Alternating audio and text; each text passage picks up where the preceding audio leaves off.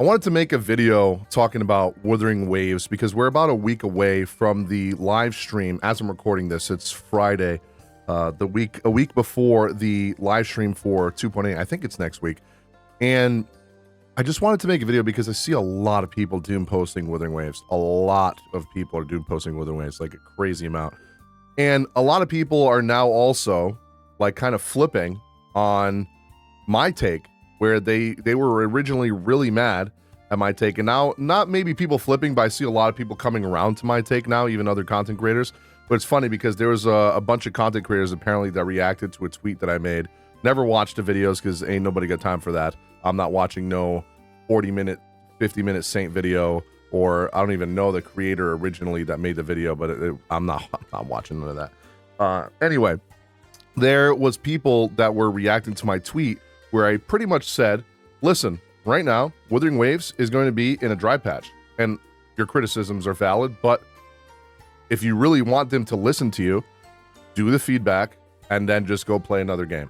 Now, on Twitter, this was an abbreviated version, but on my live stream, as I did the story or the live stream at the time, I said on that live stream that you guys need to put your feedback if you're complaining about battle events, and you need to go play another game. Don't log in. Show them that people aren't playing their game because they're mad about it. That's how you're going to get people to talk. And they were trying to equate it to like my take on Honkai Star Rail, which is completely different. The context matters here. There's a clip of me on Honkai Star Rail saying something like, there was someone in my chat that was like, if you don't like it, don't play it.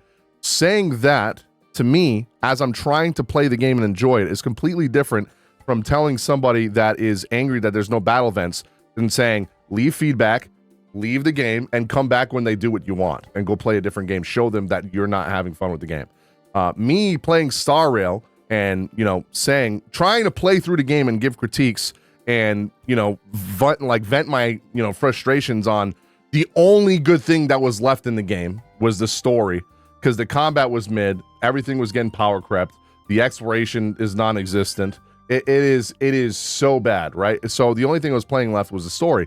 And that was completely different than Wuthering Waves having like 5 banger patches in a row with no filler in between, no filler patches, besides the only one we had in 2.0 was the Zanny patch. That is literally the only one that we had that was filler. Other than that, everything was main story. We had battle events, we had holograms, we had tower defense events, we had the vampire survival one wasn't that good, but you get what I'm saying. The flag one, we also had the one where you could give the bosses like debuffs. There was a lot of really, really good patches, and my take was like, you're gonna freak out on the game because of one bad patch where what they wanted to focus on was the climax of the story of 2.7, which was phenomenal in my opinion. They want to make sure that 3.0 is going to be amazing. You got a new region, you got new sets of characters that are going to be introduced, new plot points to the story that need to be built up at 3.0.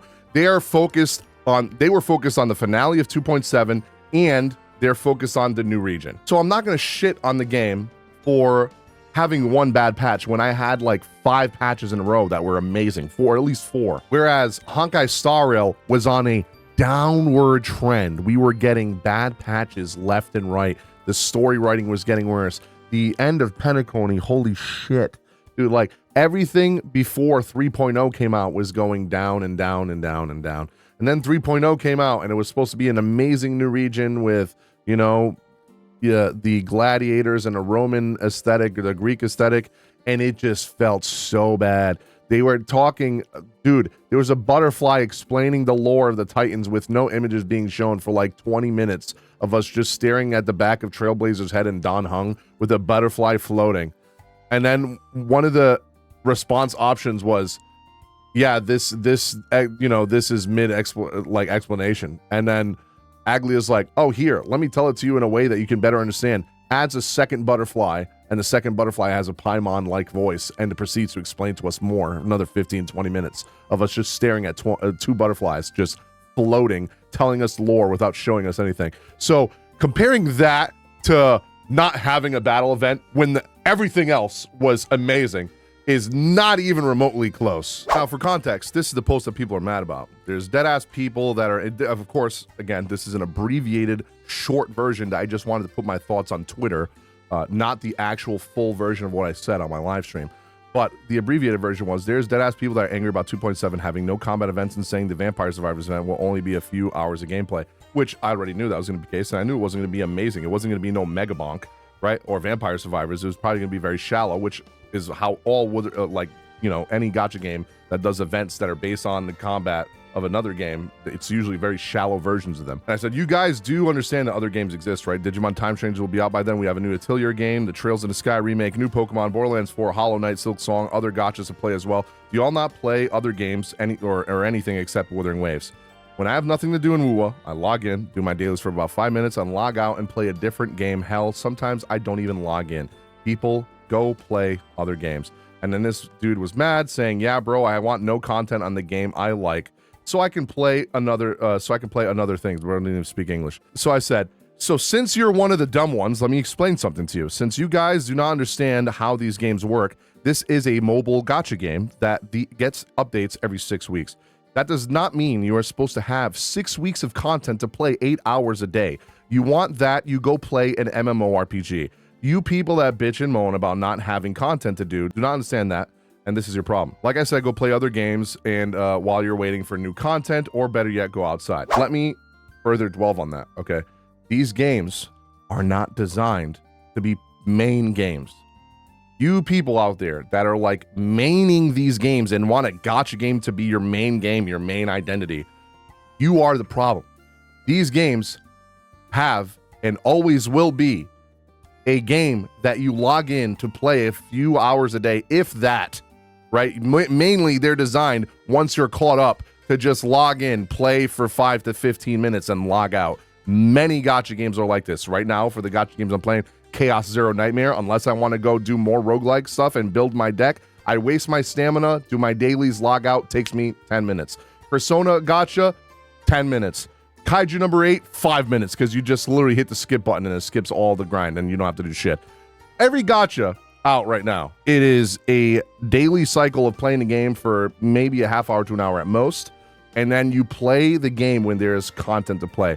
Now, even if you go to play an MMORPG or even games like Arc Raiders right now, the game is amazing. People are loving Arc Raiders right now because it's new, it's fresh, there's a lot of content to do, there's a lot of fun to be had. But even that will hit a point where people stop playing because they got all the guns that they want, they got all the stuff that they need to do, did all the challenges. Now they're just waiting for like a new map or an update to the live service model of the game. That is how live service models of games work inherently all the time. Any game you play. An MMO, once you do all the raids, all the new expansion stuff, the only thing you have left is dailies, weeklies, and that's it, right? Once you have all the gear, unless you want to go level another character, another class, even in Final Fantasy 14, there are some people that have every weapon, because the way 14 works is you can make one character and every character, just one character can have every class, right? There are people that have every class maxed out and have the best weapons for them, right? What do you do at that point? You wait a year until the next expansion comes out, all right? And of course, these are people that have no lives, right? They just sit there and play the game all fucking day. Wuthering Waves is not the game that you want to all in on for combat. I'm just going to be honest with you. The way that Wuthering Waves has been going since 1.1, it is, so many people are going to get mad at me for saying this. It is essentially like Genshin.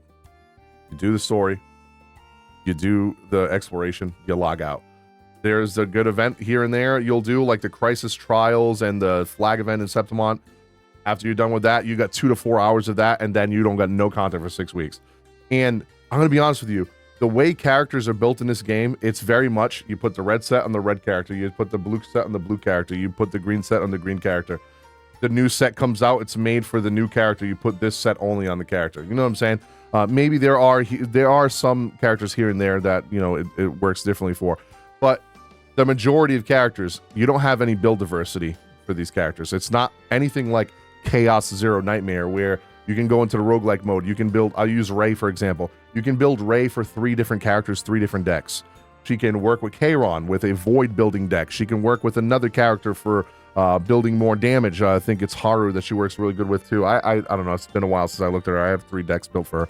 Haru, for example, has a deck where you can build to do multi-hits for Anchor Shot, and then you can do a different deck where she does, the more times you do Anchor Shot, the more damage it does over time, right? So there is so many different ways that you can build these characters in the game, and there's build diversity, and there's depth to the building, the character building in the game, and even the bosses, right? Now, Wuthering Waves does have some depth here and there. I did see that argument going around Twitter a lot over the last week that Wuthering Waves doesn't have a lot of depth, which is true. It really doesn't. The monsters, like the bosses, have a little bit of depth. There's parry windows, there's dodging, there's mechanics. But like in terms of like the game's combat, besides like just parrying every once in a while, every character, for the most part, follows a very simple rotation. 3 buttons that you press, right? Most part. And I know some people are going to get on this and be like, actually, you got to left click, alt click, and then you got to R, then you got to swap in, swap out, do the fucking swap back, Q. Listen, motherfucker, for the most part, the people that are playing this game, they fucking do the rotation that's meant to be played for the character, and they're done, right? There's not much depth to these characters. The combat is not really that in-depth in Wuthering Waves, and while it does feel good when you're playing and the animations are beautiful, a game like Where Winds Meet is going to be way better for people that want character depth in combat and combat depth. The boss fights are insane. You got multiple weapons you can equip on a character at the same time. You got multiple different stances. You got skills you can unlock through doing things in the world. There's a lot more to that game than Wuthering Waves' combat. Now, I think if you're playing this game and wanting combat solely out of this game, and that's the only thing you're playing this game for, I have a feeling you're wasting your time, right? I do love the combat in this game. You can use the characters in Wimping Race and TOA and Elusive Dreams if they ever bring back a good version of that. Jesus Christ. I've been putting in the feedback every single month to put Elusive Dreams back to the way it was, because the way it is now is so horrible with the Monopoly board event. It's so dog shit. I fucking hate it. But that, I think, is the only thing that would make people happy, is having the Elusive Dream thing, and like it was when the game came out. I have no idea why they don't want to put that back. It blows my mind. But right now, other than just go fighting a hologram boss, there's nothing really to do in the game besides story, exploration, and then, every character's built in a very certain way. They fit on very certain teams. There's not much depth to it. And even if there is a cool new event like the Trials or the Septimon Flag event, it's like 2 to 4 hours of content, and then you're done. And then for 6 weeks, you don't have no content. Whereas games like Chaos or Nightmare, like I explained, you can go into roguelike and play it to your heart's content forever. Like, you can just keep going. And there's so many different ways to build characters. I think people that are wasting their time arguing about wanting battle events, while I understand why people want them, at the end of the day, even if they add a battle event, it's only a couple hours of content, and you still have nothing to do for 6 weeks. So I think people need to find a better game combat-wise to play, because right now, even me, the only reason I'm playing Wuthering Waves still is the story and the exploration. The combat is a plus when there is fun things to do in the combat. But right now I'm just playing it for like the cinematic part of it, how beautiful the story is, the music, the exploration, the characters. When it does get to a point eventually where it might, do what Star Rail did and have like 5 patches in a row that absolutely made me like lose my mind, then I will drop it like I've done for any other game that I'm not enjoying. But I think the people that are really butthurt and really, really still arguing about this game is going to be doomed because it doesn't have any combat stuff, I implore you to look at Genshin Impact. It is still alive and well and making fucking billions of dollars a year. Okay, and there's barely any combat in that game. An average Joe is going to play these games. They're going to do the story. They're going to do the exploration and Wuthering Waves. They're going to log out. I know I'm going off on a tangent, but I'm trying to explain to you guys that Wuthering Waves is not the only game that is like this. Every single, even Where Winds Meet, when it comes out this upcoming Thursday, next week. I don't know when I'm going to edit this, but it comes out on the 14th. But even that game is going to get to a point where you're just waiting for the next update, even as much shit as there is to do in that game. Every game is designed to be this way. Now, is Wuthering Waves really, really dry right now? Yes. And as I explained to you, they were focused on a finale of 2.7, which was cinematic as fuck and was really enjoyable.